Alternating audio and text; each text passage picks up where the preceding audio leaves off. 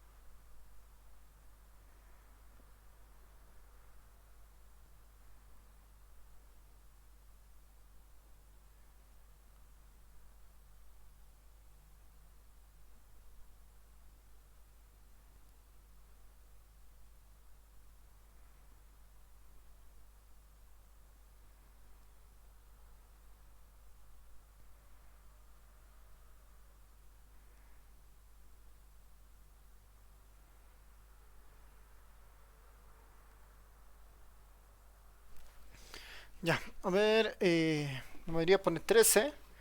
Veremos, ¿no? Si tenemos todos los datos. Necesito el valor del z. El z para este nivel de significancia, bueno, para este nivel de confiabilidad es 1.64. ¿No? Es bajo, 1.64. Estamos diciendo que la aproximación a la desviación estándar va a ser de 650, ¿no? 650. Es una población muy dispersa, ¿no? Muy dispersa. Bueno, relativamente, ¿no? 650 bolivianos es un poco disperso y el margen de error que estamos poniendo es de 300 bolivianos, ¿no? 300 bolivianos. Ahora, ahí uno puede pensar, ¿no? Si bien es cierto, es una población dispersa, el margen de error que quiere es igual grande, ¿no? Es casi la mitad de la desviación estándar, ¿no? Igual es un margen de error relativamente grande que uno está poniendo ahí. Con eso en mente, esto simplemente es 1.64 por 650 dividido entre 300 y eso da 12.62 que redondeando finalmente son 13, ¿no? Que redondeando finalmente son 13. Y ya está, ¿no? Ya tenemos ahí eh, nuestro valor, digamos, ¿no? Super, entonces creo que ha quedado relativamente claro, ¿no? Han puesto, han podido responder todos con su información, ¿no? Ahora, todo lo que hemos hecho funcionaba, ¿no? Funcionaba para el estimador de la media, ¿no? Hemos construido el intervalo de confianza para el estimador de la media, asumiendo varianza conocida, ¿no? Asumiendo varianza conocida y esto era gracias al teorema del límite central, ¿no? Una medida que es prácticamente similar a esto, ¿no? Similar al promedio en términos de sus propiedades, es la diferencia de medias, ¿no? Entonces tenemos el valor de 13, ¿no? Y ya con eso tenemos el resultado, ¿no? Una medida que es importante en este caso es, como estamos viendo el estimador para la media con varianza conocida, un estimador muy parecido a la media, ¿no? A las propiedades de la media para el teorema del límite central y el comportamiento y con esta idea de la varianza conocida, podríamos fácilmente utilizar lo mismo que hemos hecho para la media para la diferencia de dos medias, ¿no? Para la diferencia de dos medias. Entonces lo siguiente sería el intervalo de confianza sobre la diferencia de dos medias. En el escenario de que conocemos también la varianza, ¿no? Conocida la varianza. Y este esquema es muy similar a lo que hemos ido viendo antes, ¿no? Solamente tenemos que solamente tenemos que asegurarnos, ¿no? Solamente tenemos que asegurarnos de tener el teorema del límite central que se esté cumpliendo, ¿no? Es lo único que tenemos que asegurarnos. Entonces, para la diferencia de medias, voy a volver acá a mis apuntes que se ven mejor. Aquí está, ¿no? Para la diferencia de medias, ¿cuál es el escenario, ¿no? Asumimos que tenemos dos variables aleatorias independientes. Una x1, cuya media es mu1, y una varianza conocida sigma 1 al cuadrado, también esta es conocida. Tenemos otra variable x2 con una media mu cuadrado desconocida y su varianza sigma cuadrado 2 conocida, ¿no? La idea es que las sigmas de ambas poblaciones son conocidas, ¿no? Pero tengo dos poblaciones. Podemos pensar hombres, mujeres, podemos pensar personas con educación, sin educación, personas de un departamento versus otro departamento, ¿no? Entonces, un grupo versus otro grupo, ¿no? Esa es la idea justamente, ¿no? Comparar ambas poblaciones. Otro de los requisitos es que estas poblaciones igual son independientes, ¿no? Asumimos que la población x1 es independiente de la población x2, ¿no? El objetivo es el mismo que antes, encontrar un intervalo de confianza, en este caso para la diferencia de medias. mu1 menos mu2. Para eso nosotros tomamos o recolectamos muestras aleatorias de la población 1 y de la población 2, ¿no? Para ambas, de tal forma que N1 representa el tamaño de muestra para X1 y N2 para la población X2, ¿no?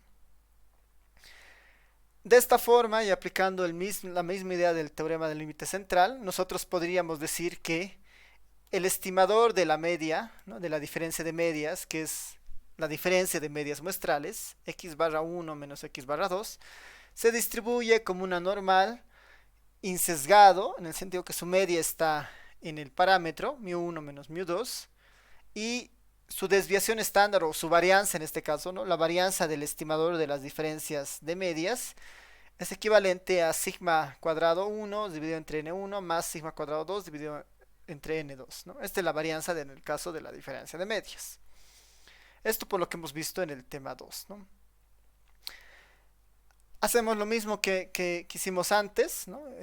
Esta es una normal, la vamos a volver una normal estándar. Para volverla una normal estándar, definimos una variable z que sea la variable aleatoria menos su promedio, aquí está, dividido entre su desviación estándar, la raíz cuadrada de su varianza.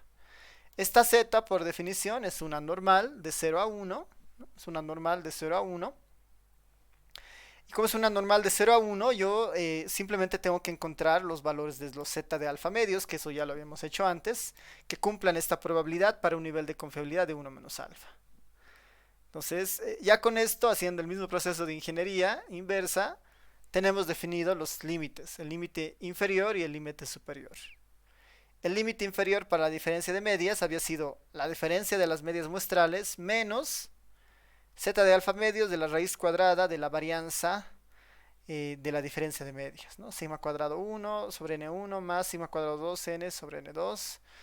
Y el límite superior es exactamente el mismo, solamente que aquí está el positivo, ¿no?, que por esta idea de la simetría. Entonces aquí ya tengo otra fórmula para el intervalo de confianza, ¿no?, para el intervalo de confianza. Para la diferencia de medias, ¿no?, para la diferencia de medias. En el fondo, ¿no?, en el fondo, y ahí a esto viene la nota, el intervalo de confianza para cualquier parámetro, ¿no?, el intervalo de confianza, ¿no?, notar que en general, dado un estimador θ, ¿no?, para el parámetro θ sombrero para el parámetro θ, si estamos en presencia del teorema del límite central, su intervalo de confianza siempre se puede escribir de esta forma. La estimación de θ más menos, ¿no?, más menos el valor de tablas z de alfa medios de la raíz cuadrada de la varianza del estimador, ¿no?, de la varianza del estimador. Esta es la fórmula genérica para cualquier intervalo de confianza que cumpla el teorema del límite central, ¿no?, que en ese escenario están los promedios básicamente, ¿no? Cualquier indicador de tipo promedio tiene este intervalo de confianza. El estimador más menos z de alfa medios raíz cuadrada de la varianza. En este caso, el estimador es la diferencia de medias, z de alfa medio se mantiene, y la raíz cuadrada de la varianza del estimador. La varianza de este estimador, por definición, es esta, ¿no? La raíz cuadrada de esa varianza es lo que está dentro de la raíz cuadrada, ¿no? Esta es una fórmula genérica para los intervalos de confianza, que cumplan el teorema del límite central, ¿no?, que cumplan el teorema del límite central. Entonces, eso es importante recordar o tenerlo en cuenta.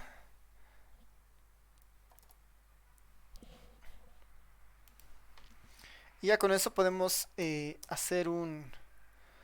pasarnos al ejemplo de esto, ¿no?, al ejemplo que estaba acá.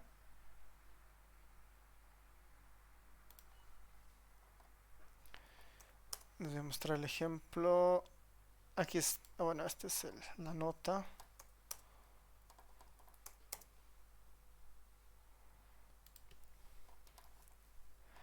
Ya.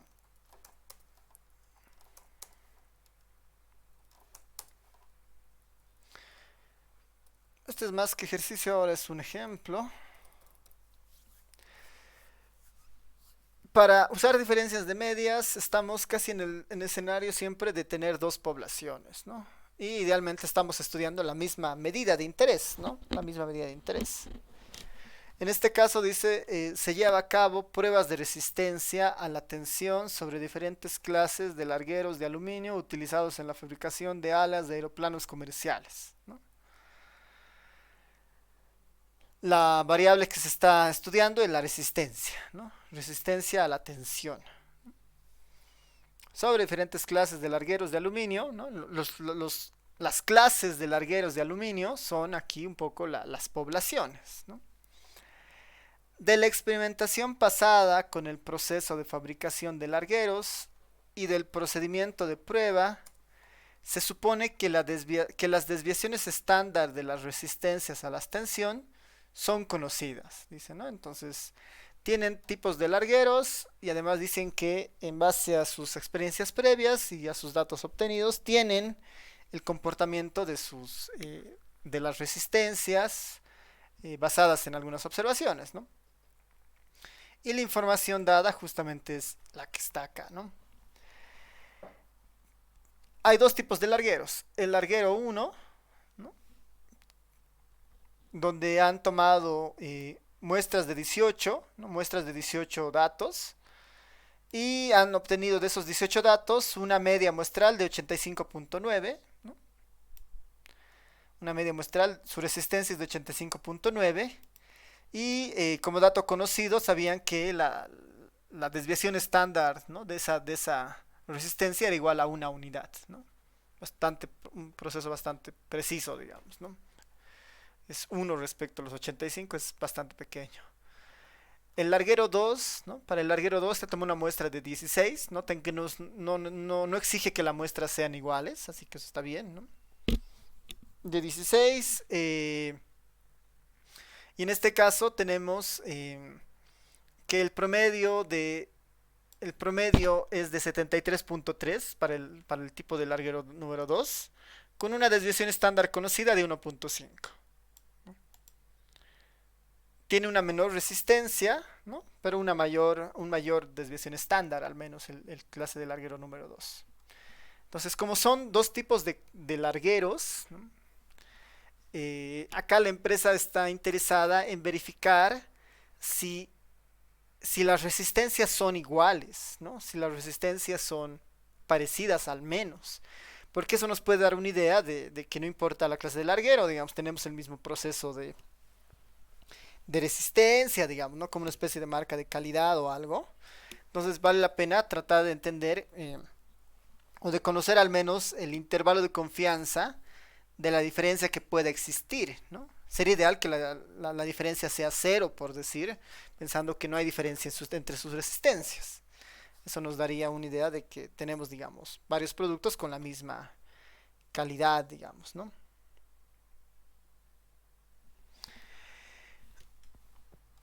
Entonces, si ponemos, ¿no? Si tenemos toda esa información, ya podemos armar nuestros intervalos de confianza al 90 y el 95%, ¿no? Lo que el ejercicio o lo que el ejemplo en este caso dice, bueno, si mi1 y mi2 son las variables, son las verdaderas resistencias a la tensión de ambas clases de largueros, encontrar los intervalos de confianza al 90 y el 95%. Lo único que tenemos que hacer es reemplazar, ¿no? Uno para el 90% y otro para el 95%. Tenemos toda la información. X barra 1, 85, X barra 2, 73. Los Z van a definirse en base a la confiabilidad. Tenemos ambas sigmas y tenemos ambas n's, ¿no? Entonces, por ejemplo, al 90%, ¿no? El intervalo de confianza de la diferencia de medias al 90% de confiabilidad, finalmente es la diferencia de medias, 85.9 menos 73.3, más menos el valor de confiabilidad, que es 1.64 al 90%, multiplicado por la raíz cuadrada de la varianza, ¿no? En este caso, sigma al cuadrado sobre 18, ¿no? 1 al cuadrado sobre 18, 1.5 al cuadrado sobre 16. Y si resolvemos esto, finalmente tenemos, esta diferencia había sido de 12.6 y todo este elemento de acá había sido de 0.73. Noten que para nosotros estos dos tienen un nombre. Este es el estimador puntual, ¿no? Mi estimación puntual es de 12.6. La diferencia entre el larguero 1 y el larguero 2 es de 12.6 resistencias, ¿no? Digamos, unidades de resistencia. Y el margen de error dada la muestra y el comportamiento de las varianzas, ese margen de error para mi intervalo de confianza es de 0.73, ¿no? Este es mi margen de error. Y este es mi estimador puntual. Estimador puntual más menos mi margen de error me está dando el intervalo de confianza. ¿No? Me está dando el intervalo de confianza. Al 90% el intervalo de confianza es 11.87, 13.33. ¿No? 11.87, 13.33. Al 95% de confiabilidad, aquí es un 95, voy a eso ya nomás cambiarlo. Al 95% de confiabilidad, aquí al 95% de confiabilidad, básicamente todo es lo mismo a lo de arriba, salvo el valor del Z, ¿no? Aquí era 1.64 al 90 y al 95 es 1.96. Lo que me da intervalos de confianza ligeramente más anchos, ¿no? Este es un intervalo de confianza más ancho que el anterior, ¿eh? Con la particularidad de que este es un intervalo de confianza al 95% de confiabilidad, ¿no? 11.73, 13.47. Yo puedo asegurar que al 95% de confiabilidad el parámetro, ¿no?, se encuentra entre 11.73 y 13.47. Y ya está, ¿no? Esta sería nuestra fórmula, si quieren, para diferencias de medias cuando nosotros conocemos la varianza, ¿no? Cuando nosotros conocemos la varianza. Preguntas, dudas hasta esta parte.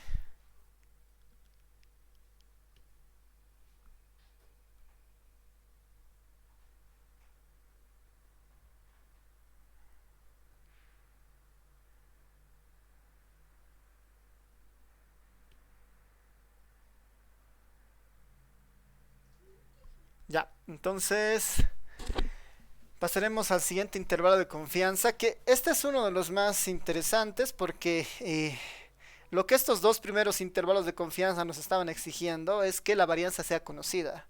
Y eso no siempre ocurre, ¿no? Casi nunca ocurre que la varianza sea conocida.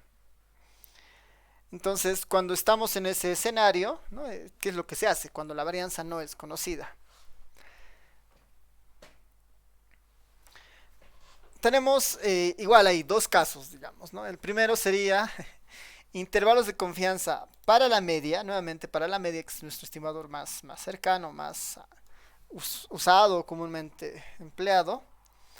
Un intervalo de confianza para la media y para la diferencia de medias, ¿no? Para ambos estimadores, que han visto que ambos heredan características del teorema del límite central, ¿no?, y todo lo demás.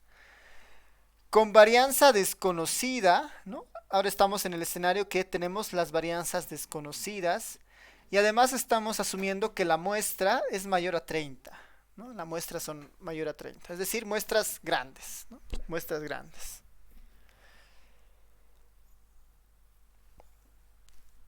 En el caso de la media es una sola población y estamos asumiendo que la muestra es mayor a 30.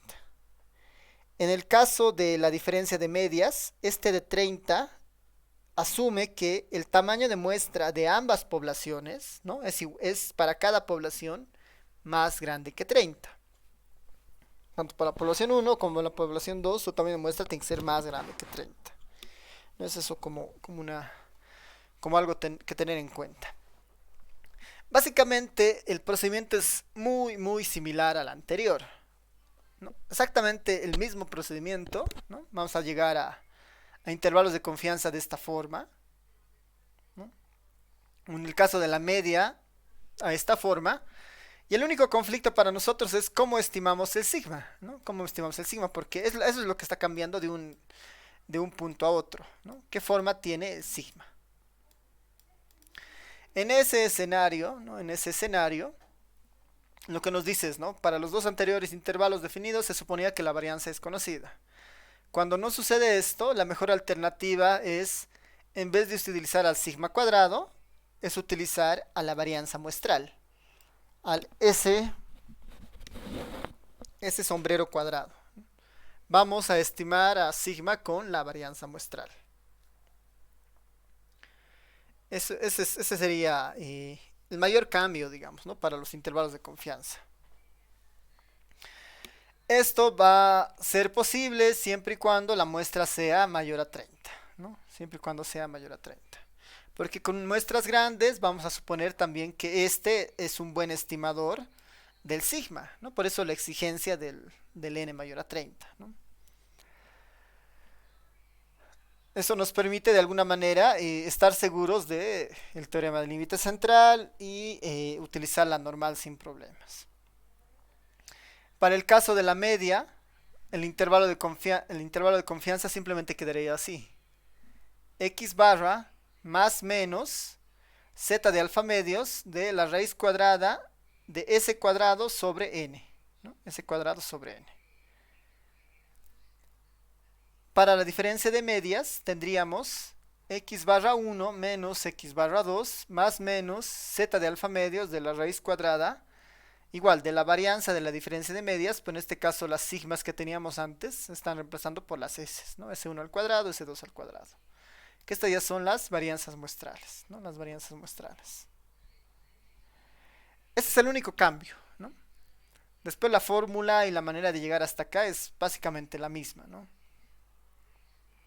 Entonces tal vez antes de pasarnos a otro vale la pena hacer un ejercicio con ustedes para estos dos ejercicios, ¿no? Para estos dos intervalos de confianza. Porque estos ya nos exigen bueno, ya no nos exigen en realidad que tengamos la varianza conocida. Podemos tener datos de la población, ¿no? Podemos tener datos de la población. A ver, para eso voy a simularme unas cuantas variables.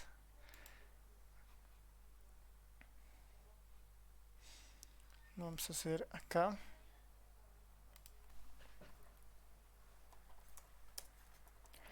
Vamos a simularnos unas cuantas variables y les voy a pedir que ustedes me ayuden a calcular los intervalos de confianza, ¿no? Ya sea para la media o para la diferencia de medias. Un ejercicio acá.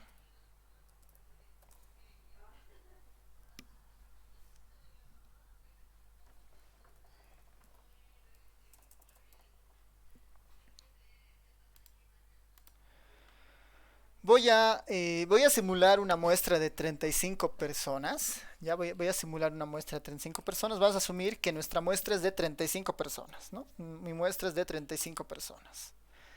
Y para simular datos en el R, podemos simular comportamientos de cualquier función aleatoria, con cualquier distribución, perdón, de probabilidad, ¿no? Cualquier función de probabilidad. Puedo suponer, digamos, que voy a simular las horas que ustedes me habían dado, ¿no? Estas eran las horas que ustedes me habían dado. Las horas que pasan en la computadora, ¿no? Voy a hacer la simulación de 35 estudiantes a partir de la información que ustedes me han dado. La media de esas horas detrás de la computadora es de 7.6, ¿no? 7.6 y su desviación estándar, que ya la habíamos visto, era de 2.72.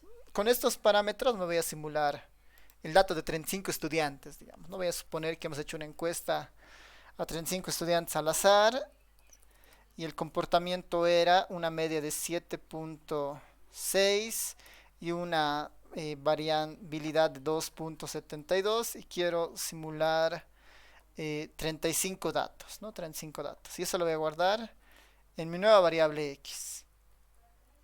Y para que esto no se desfase tanto, lo voy a redondear. Y para que todos tengamos el mismo resultado, si me están siguiendo en el R, le voy a poner una semilla, que va a ser la hora, 15:17.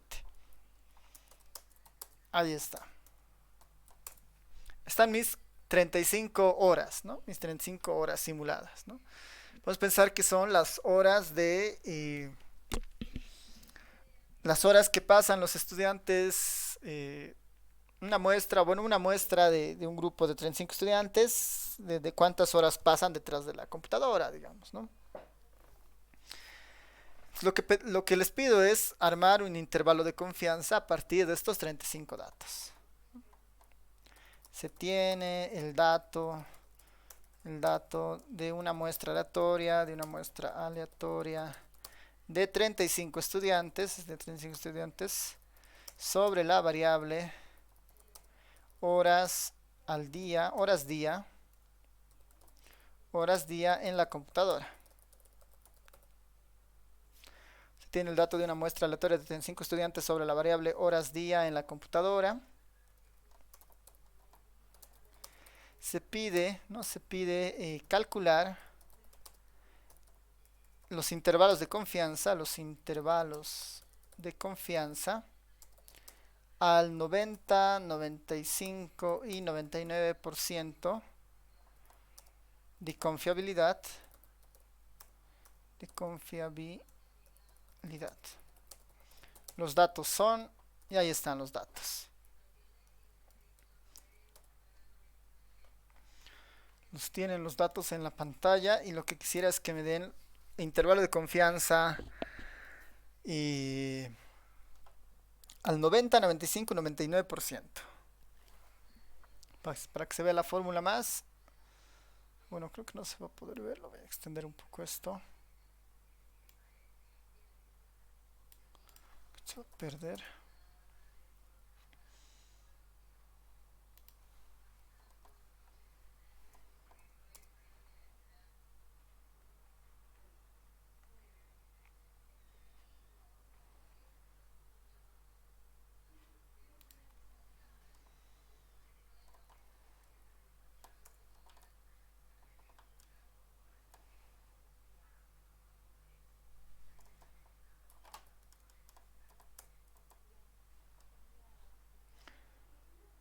Ya ahí digamos, ¿no? Ahí está la fórmula de la media, la fórmula para la diferencia de medias y nuestros 35 datos. Entonces les voy a dar unos 5 minutitos, 5 a 7 minutos para que puedan darme los intervalos de confianza de estos 35 números.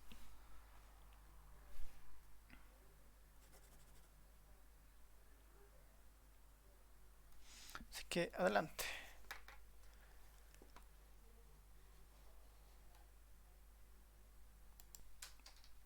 A ver, Gabriel pregunta si se utiliza la misma semilla, deberían tener exactamente el mismo resultado de las X, ¿no?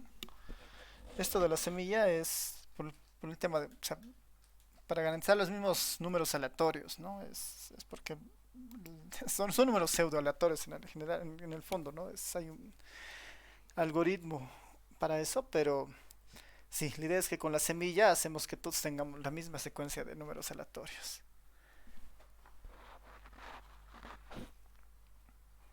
Bueno, unos 2 minutitos más, me avisan. Si es que alguien ya lo tiene, lo va poniendo.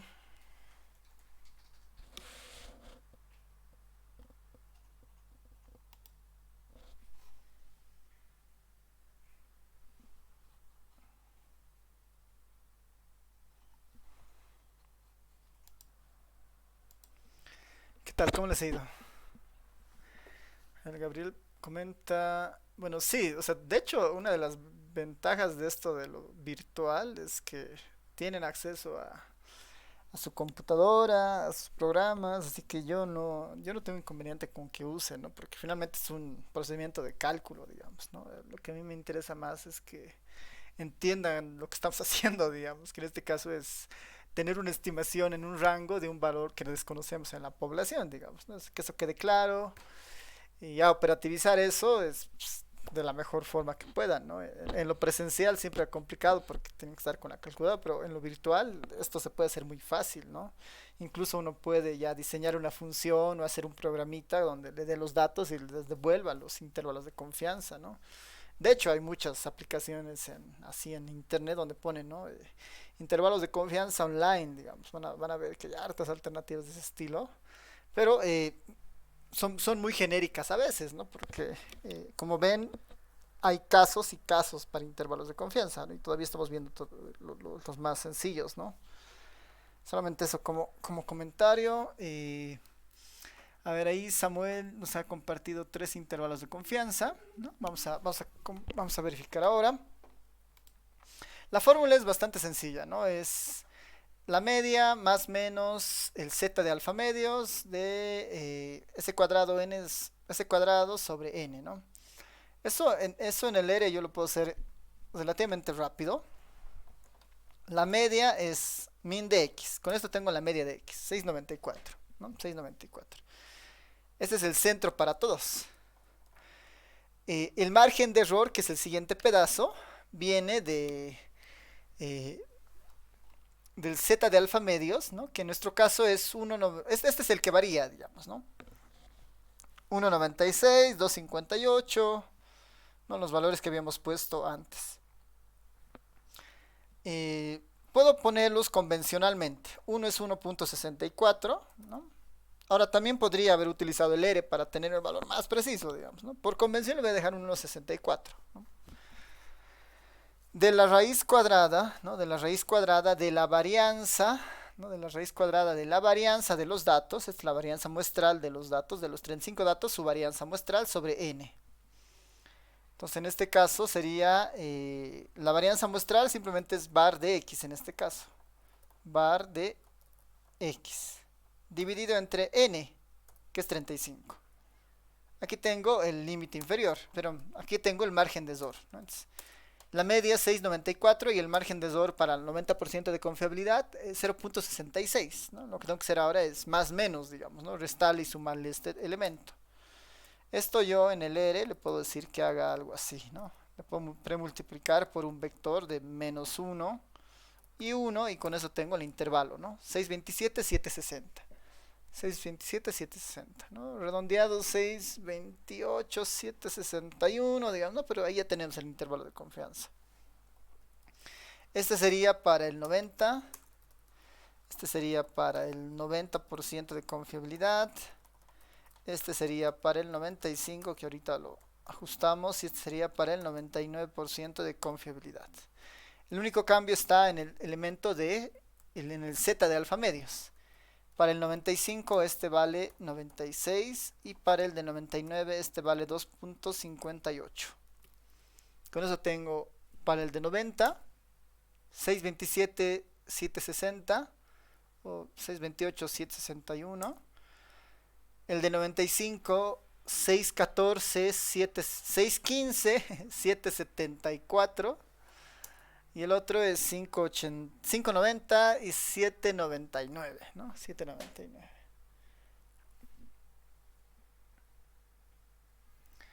Y está, ¿no? No sé si tienen dudas, comentarios. Ahí con Samuel hay algunas discrepancias, pero son decimales, ¿no? Capaz que tengas más precisión en alguna medida o menos, pero está bien, digamos, ¿no? Son valores. Si la diferencia es de 1 o 2 decimales, ¿no? 2 puntos decimales. De 0,01 punto decimal, ¿no? Ya.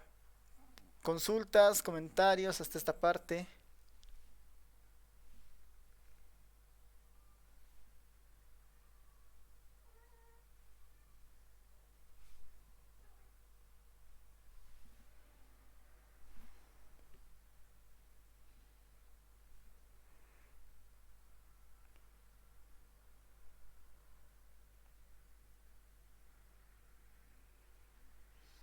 Ya. Para el caso de la diferencia de medias, el procedimiento va a ser exactamente el mismo, ¿no? Solo que los datos van a variar. Voy a tener datos de dos poblaciones distintas y de esas dos poblaciones tendré sus tamaños de muestra y sus variaciones muestrales. Lo único que deberé hacer en ese caso es reemplazar, ¿no? Entonces, así que este de la diferencia de medias, no vamos a hacer un ejercicio como tal, pero ya tenemos acá uno para la diferencia de medias, ¿no? Lo único que hay que estar seguros ahí es que esto usamos siempre y cuando esto se cumpla, ¿no? La muestra mayor a 30 se cumpla. Siempre y cuando eso ocurra vamos a poder utilizar esto. Ya. A ver, nos quedaremos en esta. A ver, déjenme verificar si es la mejor opción. O nos podemos adelantar un poco. Pareados. Ya, no, seguiremos nomás con el orden en el que está.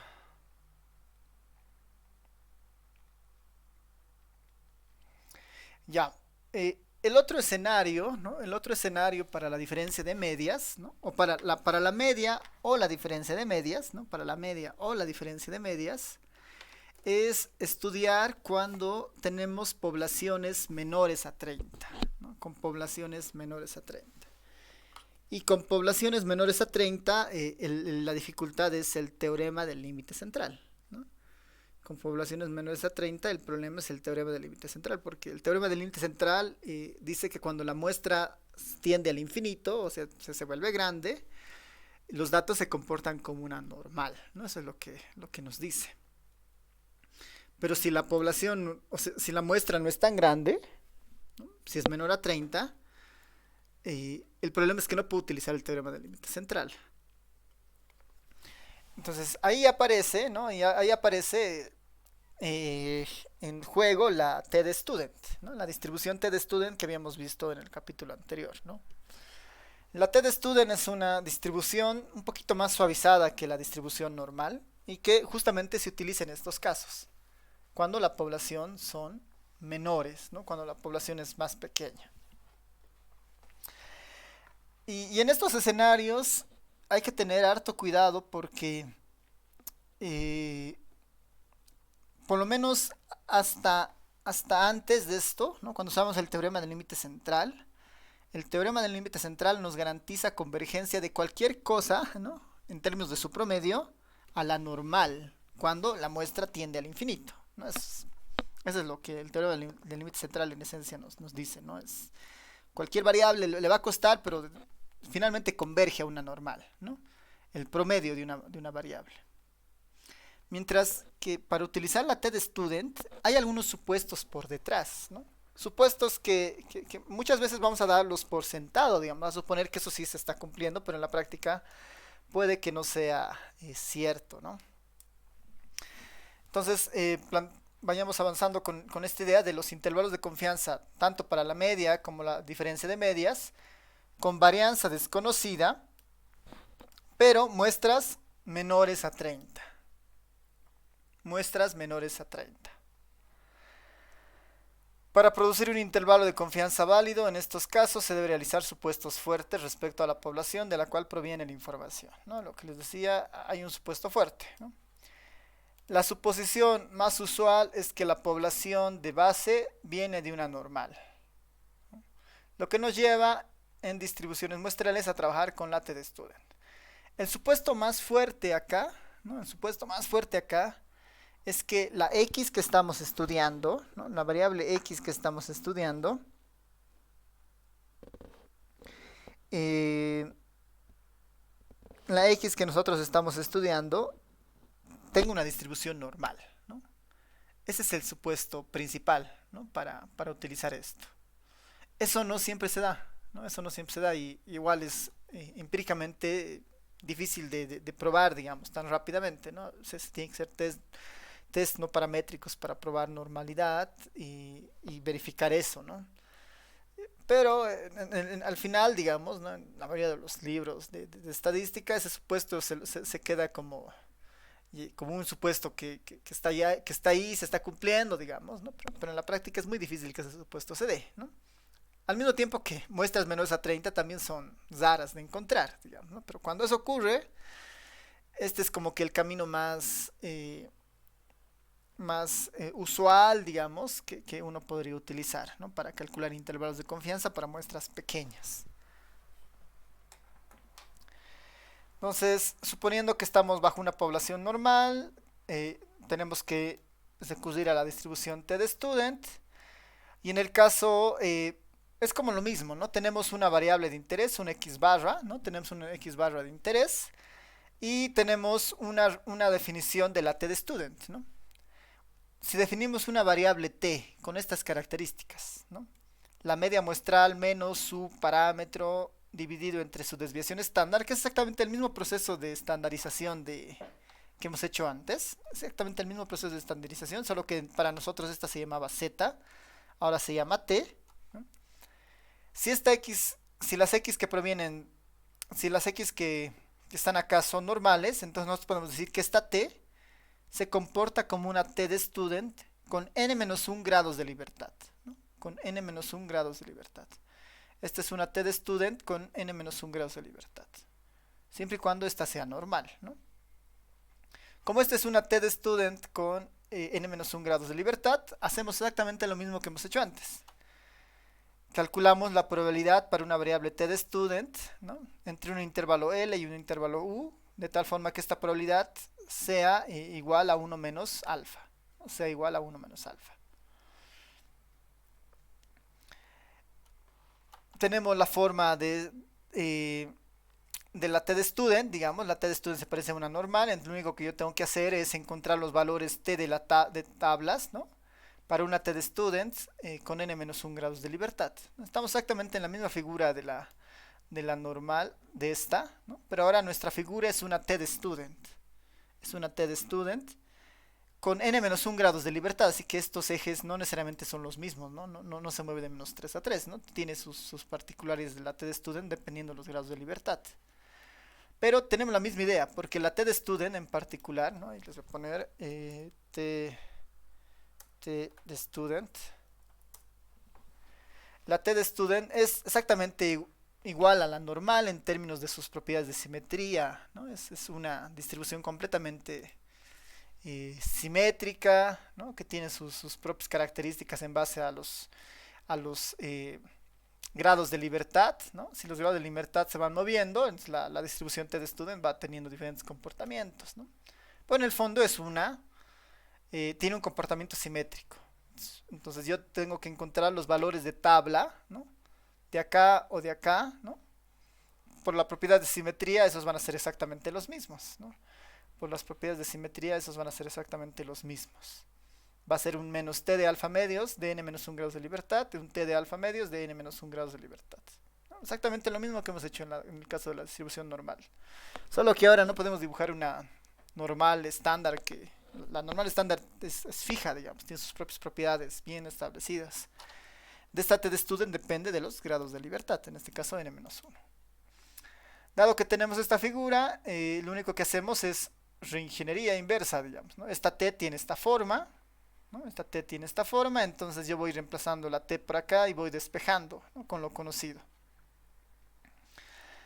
De esa manera, el intervalo de confianza que nos queda, ¿no? A cierto nivel de confiabilidad para la media es igual a x barra más menos el valor t de tablas, ¿no? El valor t de student de tablas a alfa medios de confiabilidad por n-1 de raíz cuadrada de s cuadrado n, ¿no? Es muy parecida a la anterior, ¿no? Muy parecida a la fórmula anterior, solamente que lo único que cambia es el valor t de tablas, ¿no? Que este está asociado a una t de student, ¿no? Este está asociado a una t de student. Es el único cambio para este intervalo de confianza, para muestras menores a 30. Lo único que nos quedaría es encontrar el valor de tablas, digamos, ¿no? Este valor de tablas que una alternativa es recurrir a las tablas, ¿no? T de student, tabla. Y normalmente casi todos los libros de estadística, ¿no? Nuestro libro guía, por ejemplo, tiene hasta el final, casi al final del texto, las tablas de la T de Student, ¿no?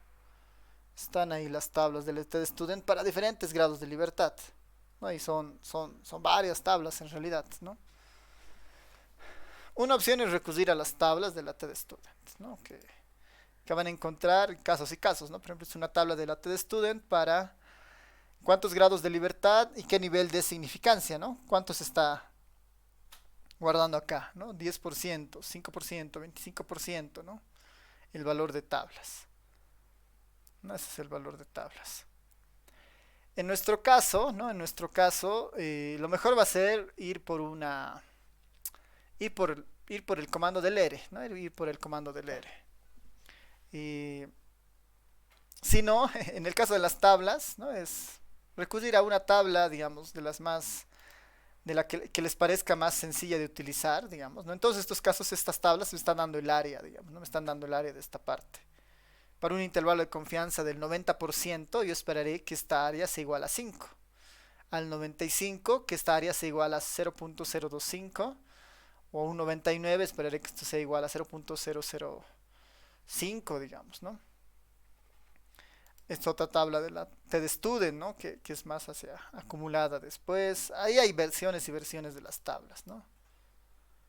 Lo que me interesa es, en este caso, tal vez verla en el ERE, digamos, que sería más interesante pensando en que podemos utilizar el software, ¿no?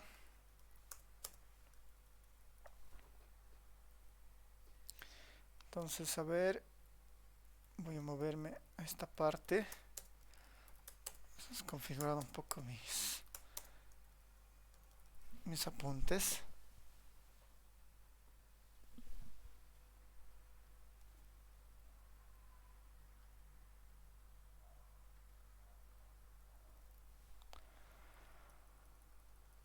Denme un momentito, a ver, aquí está. Aquí le voy a poner como una especie de nota el valor, ¿no? El T de alfa medios en R.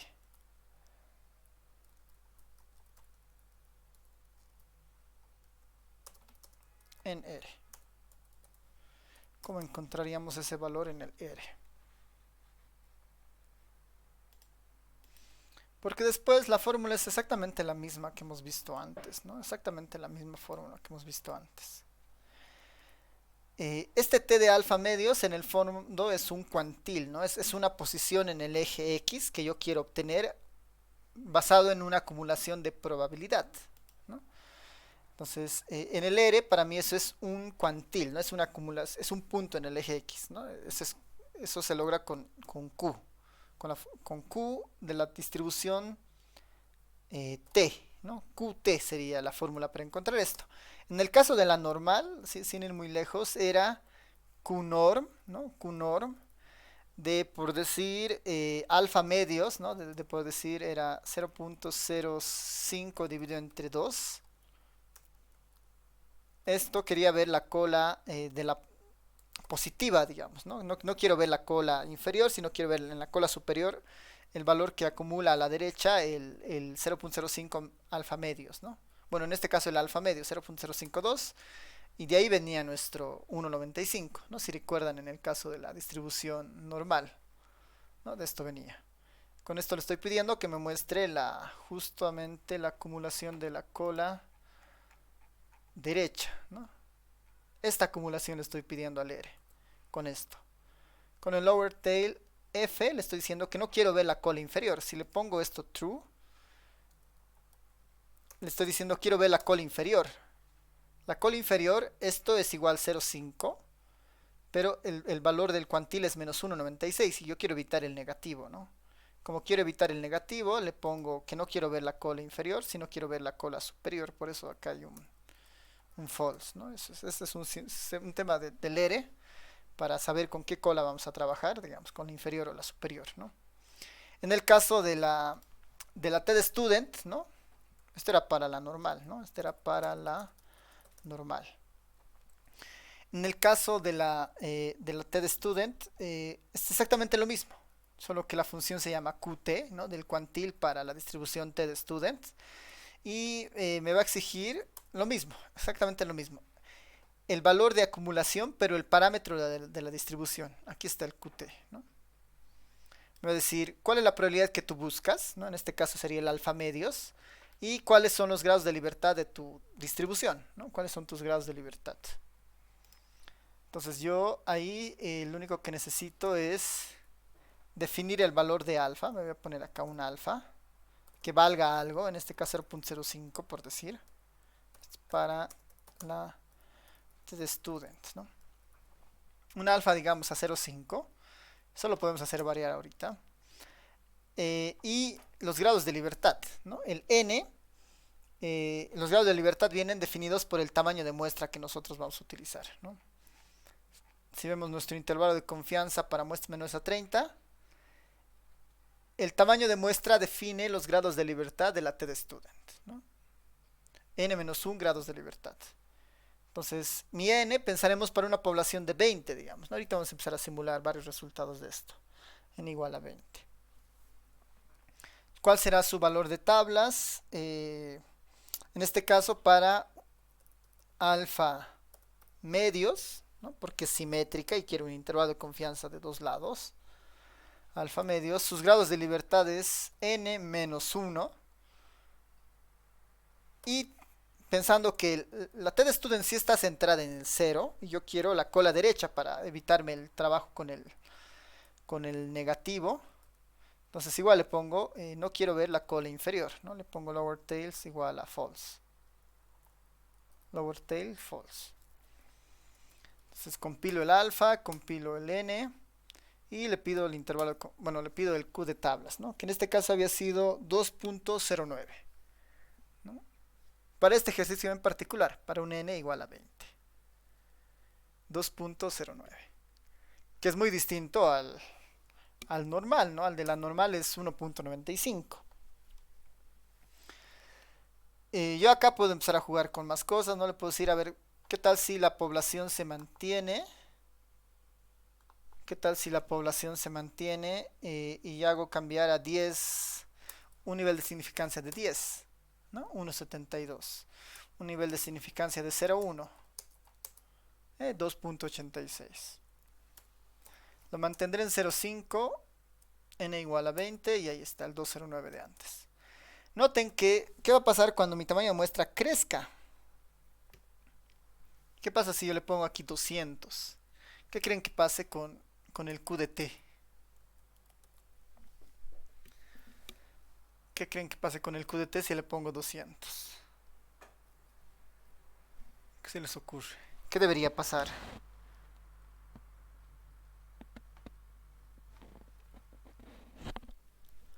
¿A alguien se le ocurre?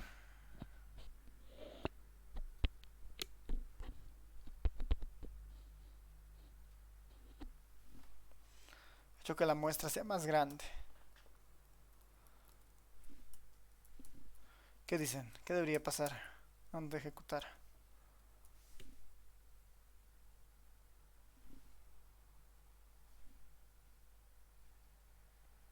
A ver, lo voy a ejecutar y me dicen a quién les recuerda ese 1.97.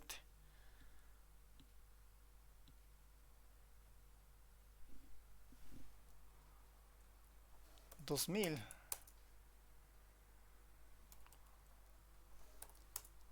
¿Qué dicen? ¿Qué está pasando?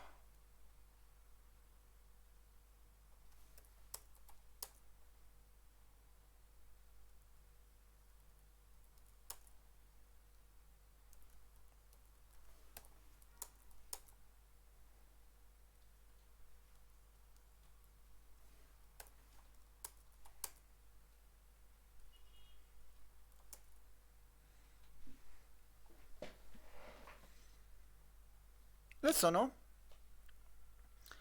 Gabriel dice al 95% de la normal estándar, ¿no? Y eso es cierto, porque justamente, ¿no? La TED Student está construida para valores pequeños, ¿no? Y sí, ¿no? Jaime dice, se parece a una normal, ¿no? Es lo que dice la teoría finalmente, ¿no?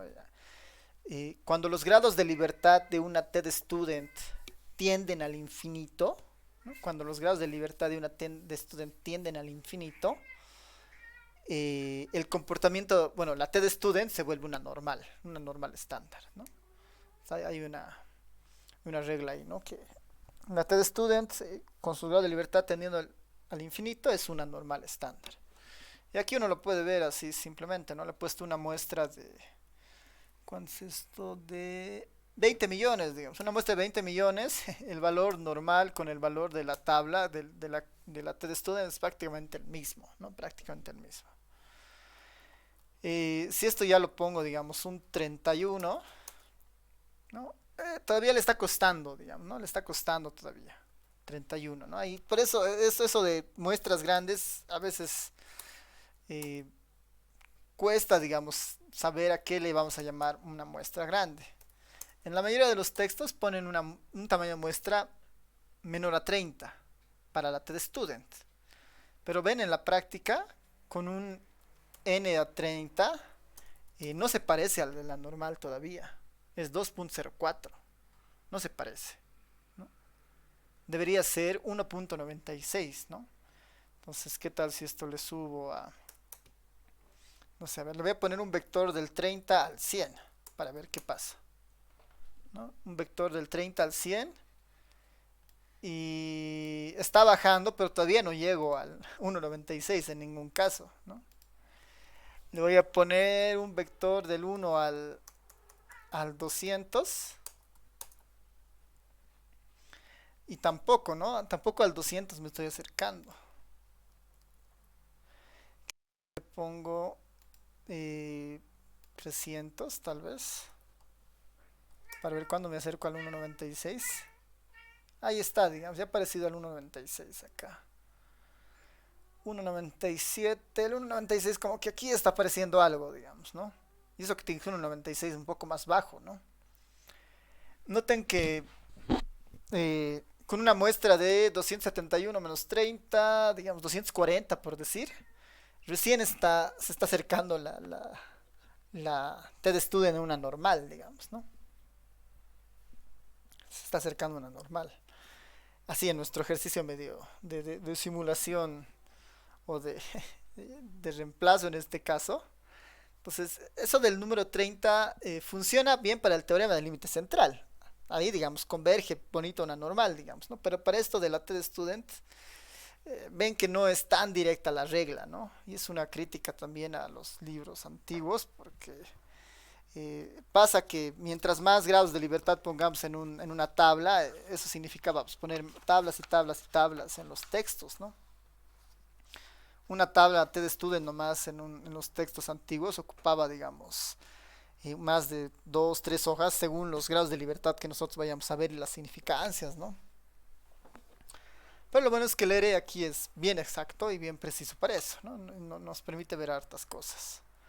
Entonces acá sin ir muy lejos lo voy a dejar como estaba esto, lo voy a dejar en 20. Y un alfa, este alfa lo voy a hacer variar, ¿ya? Un alfa de 0.1, 0.05 y 0.01. Esto para que tengamos ¿no? Tenemos ahí ya los tres test para el 10%, en este caso 90% de confiabilidad, 95 y 99. ¿No? Este alfa se lee como significancia también. Este puede ser significancia del 10, del 5 o del 1.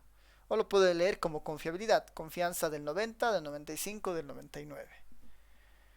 Entonces aquí ya tenemos una formulita, lo único que cambiaría en nuestros ejercicios son este 20, ¿no? A veces va a ser 15, 10, 18, lo que estemos viendo según el ejercicio, ¿no? En nuestro caso ese valor. Preguntas, dudas antes de terminar con la sesión.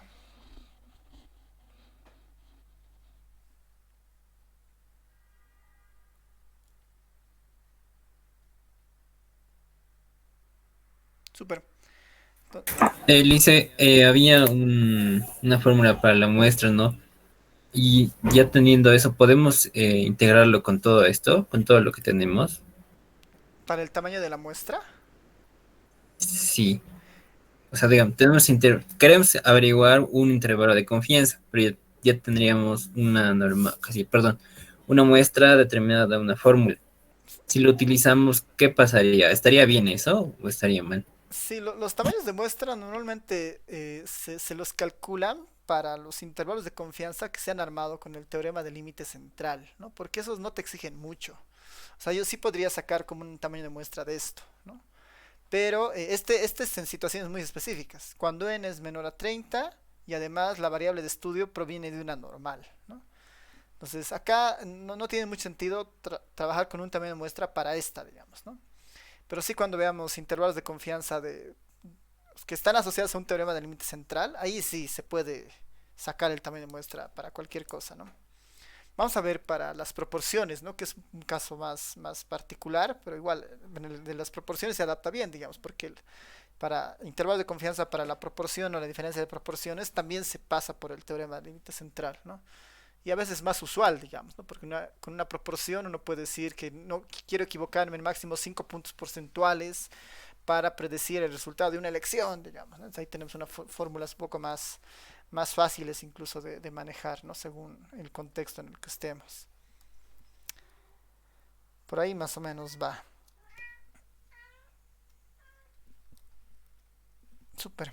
Entonces, si no hay más comentarios, sí, quedaremos ahí y nos vemos el día miércoles. Nos vemos. Chao a todos, todas. Chao, chao. Hello, listen. Chao, chao.